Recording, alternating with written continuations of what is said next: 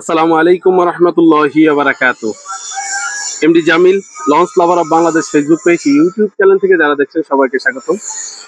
আজকে আপনাদেরকে চরমোনাই ময়দানে রিজার্ভ হওয়া এমডি মানিক চার ডুবোজাহাজ লঞ্চটির আপডেট দেবো ইনশাআল্লাহ।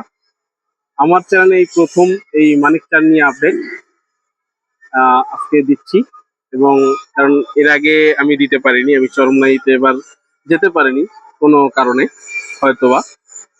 দেখতেই পাচ্ছেন এমনি মানিকচার ঢাকা সদরঘাটের অপোজিটে তেলঘাট এরিয়ায় একটি ডগিয়েডে এনে স্লিপারের মাধ্যমে তোলা হয়েছে নৌযানটিকে রিবডি করানোর জন্য। দেখতেই পাচ্ছেন এমনি মানিকচার, যা নৌযানটি ডুবে যাওয়ার পরে এখন বর্তমানে রিবডির কাজ চলছে, রিবডির কাজ চলমান। নতুন করে তাকে রিবডি করা হবে এবং রিবডি করে তাকে তার নির্দিষ্ট রুটে যুক্ত করা হবে। এমনি মানিকচা ঢাকা শরীয়তপুর নড়িয়া রুটে চলাচল করত। চরমোনাই স্পেশাল ট্রিপে রিজার্ভ হওয়ার পর লঞ্চটি অনাকাঙ্ক্ষিতভাবেই চরমোনাইয়ের ঘাটে থাকা অবস্থায় লঞ্চটি ডুবে যায় কীর্তনখোলা নদীতে। ডুবে যাওয়ার পর প্রায় 22 থেকে 23 লাখ টাকা খরচা করে মালিক পক্ষ নৌযানটিকে আবার উঠিয়ে নিয়ে আসে নতুন করে, এবং উঠিয়ে এনে রিবডি করানোর জন্য এই তেলঘাট এরিয়ায় আনা হয়েছে। এখন রিবডির কাজ চলছে। আপনাদেরকে ভিতর থেকে এই মানিকচার নৌযানটিকে দেখানোর চেষ্টা করব ইনশাআল্লাহ। দেখতেই পাচ্ছেন নৌযানটি বর্তমানে তেলঘাটের একটি ডগিয়ে উঠানো আছে, এখন তাকে রিবডির কাজ চলছে নতুন করে। অনাকাঙ্ক্ষিত ভাবেই নৌযানটি ডুবে যায়।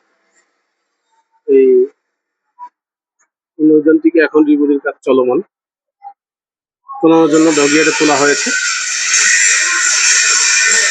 আপনাদেরকে দেখিয়ে দেবো ইনশাআল্লাহ পুরো নৌযানটিকে ঘুরে ঘুরে।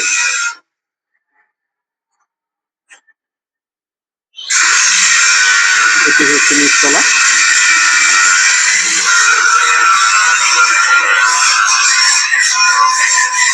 বর্তমানে অনেক নয়েজ হতে পারে, কারণ এই জায়গায় ডগিয়ারে কাজ চলছে চলমান। এটি হচ্ছে নৌযানটির ইঞ্জিন রুম, এক ইঞ্জিন বিশিষ্ট নৌযান এটি। 50% ইঞ্জিন রুম, পুরো অবস্থা খারাপ হয়ে গিয়েছে, ইঞ্জিনকে নতুন করে সার্ভিসিং করতে হবে, পুরো নৌযানটিকেই নতুন করে সার্ভিসিং করতে হবে। হচ্ছে পিছনের সাইড, এখনো কাদামাটি লেগেই আছে পুরোপুরি ভাবে, পুরো কাদামাটি এখন পর্যন্ত উঠানো হয়নি। এই যে দেখতে পাচ্ছেন টাঙ্কি টুঙ্কি সম্পূর্ণ কাদা কাদা পরিপূর্ণ, এই যে গিয়ার বক্স শুকানো, পুরো জীর্ণশীর্ণ অবস্থা। পুরো নৌযানটিতে এখনো কাদামাটি লেগে আছে কীর্তনখোলা নদীর, দেখতেই পাচ্ছেন।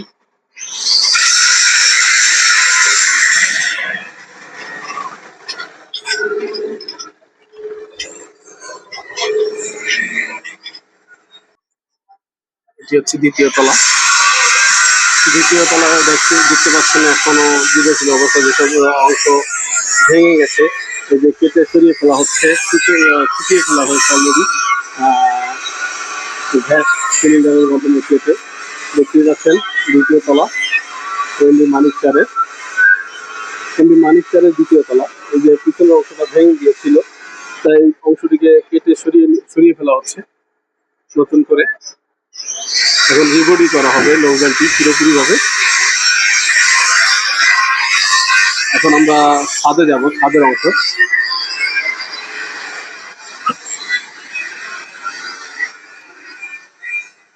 মানিকচারের ছাদ, যা পুরো প্যানেলটি দুমড়ে মুচড়ে গিয়েছিল।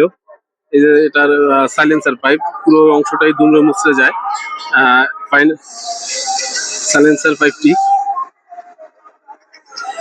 এই জায়গায় প্যানেল ছিল, এটি এই সাইলেন্সার পাইপটি যখন নৌযানটি ডুবে যায় তখন এটি বাঁকা হয়ে যায় এবং এই অংশ বেঁকে গেছে। বর্তমানে দেখতে পাচ্ছেন এই যে অংশ বেঁকে গিয়েছে পুরোপুরি ভাবে, এই অংশ কেটে ফেলা হচ্ছে এবং নতুন করে রিবডি করা হবে।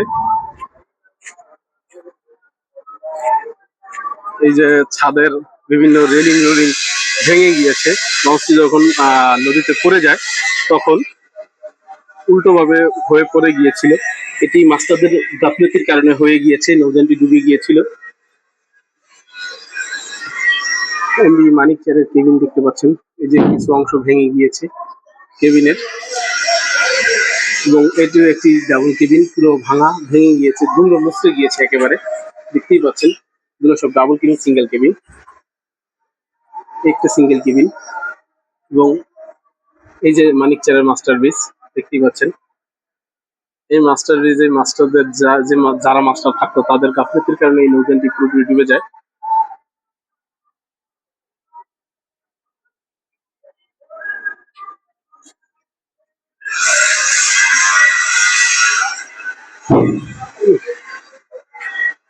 মাস্টারদের গাফিলতির কারণে লঞ্চটি ডুবে গিয়েছিল। দেখতেই পাচ্ছেন পুরো বেহাল অবস্থা।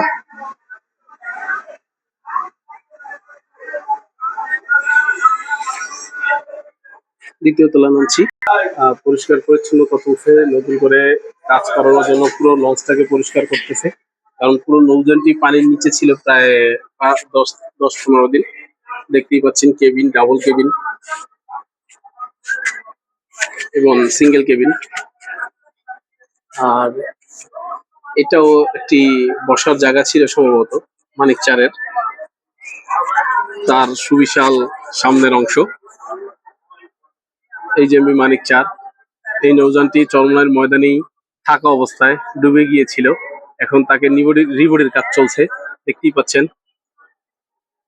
আর পাশে আছে মিরাজ 7, যাকেও নতুন করে রিবডি করা হচ্ছে, এবং তার আগে ইঞ্জিল ছিল দুটি, এখন একটি ইঞ্জিল করানো হবে এমবি মিরাজ 7-এর। দেখতেই পাচ্ছেন একসাথেই কভার করে দিলাম। এমবি মিরাজ 7-কে নতুন করে রিবডি করে 2 ইঞ্জিল বিশিষ্ট নৌযান থেকে 1 ইঞ্জিল বিশিষ্ট নৌযানে রূপান্তরিত করা হবে। পূর্বেও ছিল 1 ইঞ্জিল বিশিষ্ট নৌযান, তারপরে 2 ইঞ্জিল বিশিষ্ট নৌযান করা হয়, তারপরে এখন আবার তাকে স্বাভাবিকভাবেই 2 ইঞ্জিল বিশিষ্ট নৌযান থেকে 1 ইঞ্জিল বিশিষ্ট নৌযানে করা হচ্ছে।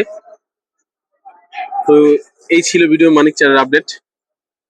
আমি আজকে প্রথম দিলাম, কারণ দিতে পারিনি আপনাদেরকে। সবাই ভালো থাকবেন, সুস্থ থাকবেন ইনশাআল্লাহ। এরকম ভিডিও পেতে চাইলে আমার ফেসবুক পেজটি এবং প্রোফাইলটি কি ফলো করবেন, লাইক করবেন, কমেন্ট করবেন, শেয়ার করবেন ভিডিও। এবং ইউটিউব চ্যানেল থেকে যারা দেখছেন তারা সবাই আমার চ্যানেলটি সাবস্ক্রাইব করে ভিডিওটি লাইক করবেন, কমেন্ট করবেন, শেয়ার করবেন। আসসালামু আলাইকুম ওয়া রাহমাতুল্লাহি ওয়া বারাকাতুহু।